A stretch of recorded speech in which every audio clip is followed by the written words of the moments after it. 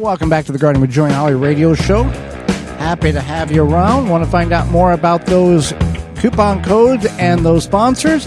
Find those all out at our parent website, thewisconsinvegetablegardener.com, underneath the Season 9 tab and the Money tab at the top of the page. Time for your garden questions and our garden answers. You got a question, we've got an answer. Send it on over to gardentalkradio@gmail.com. That's gardentalkradio@gmail.com, and we will get you an answer. Or you can give us a call toll-free, coast to coast, at 1-800-927-SHOW. That's 1-800-927-7469. So, we had a question come in from Iowa. I cut off my garlic scapes, and now there's growth from the same spot that is already 3 inches and growing.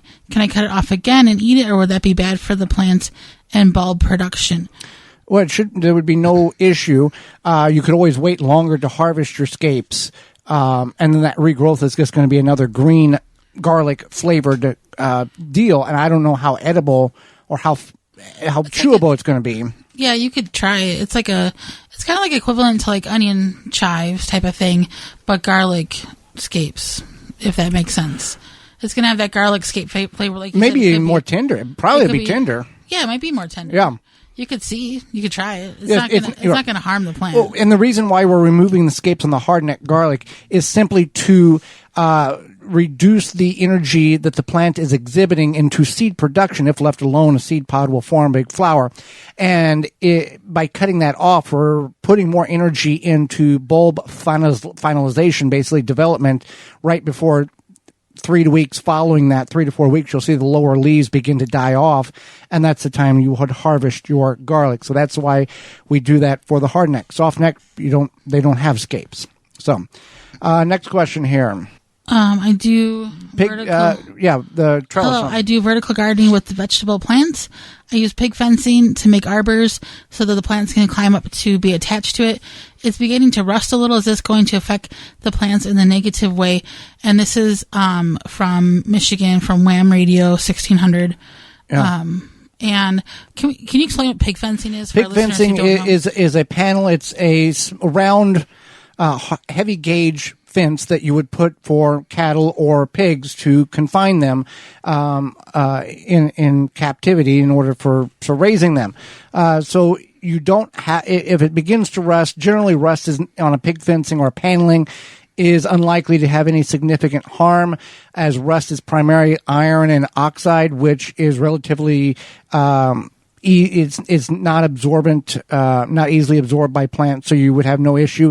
If you do feel that it's beginning to rust a lot, because these are coated with galvanized, in some instances, you can always take a wire brush and clean the area that's rusty and hit it with a paint of some sort to slow down the rust. Or at the end of the season or beginning of the season, you can paint them to help prevent the rust in those paneling. And you can buy these paneling 8, 12, 16 foot, and people will do arbors and have flowers and ivy growing on them. Easy to utilize, hard to get from the farm store with a 16-foot panel in the back of a pickup truck, but it can be folded up without crimping and folding in on itself. It just kind of... That's what I was looking for, is the idea of how large they could be. All right. I'm trying the vinegar water mixture to spray on caterpillars and insects. Does it need to be rinsed off, or can it stay on? So please don't use vinegar on your plants. It's a natural herbicide, and it could kill the green growing things. It's non-selective. It's vinegar. It's an acidic. So a good solution would be to use diluted BT, which is Bacillus thuringiensis. I always murder that word. If you search BT organic, it'll is what come you can find. For worms and caterpillars, it's a natural organic. If it's a situation where it's something that you get frequently, like that are from moths, you can use a tight netting that works for a lot of people.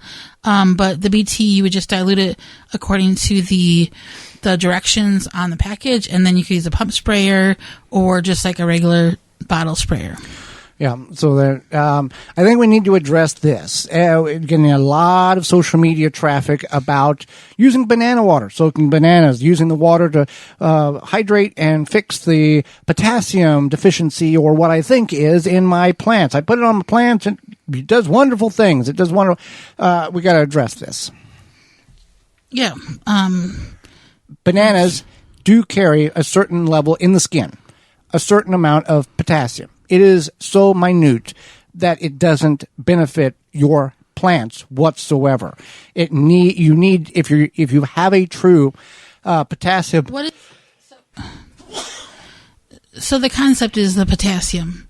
The concept is let's soak banana peels and water to get the plants. potassium. Yeah, to get the potassium. Yeah, and then I guess people are spraying their plants with it. They swear by it that it's a magical fix-all, end-all. I do kind of wonder if it's because they're just watering their plants, and that's why it's fixing a problem.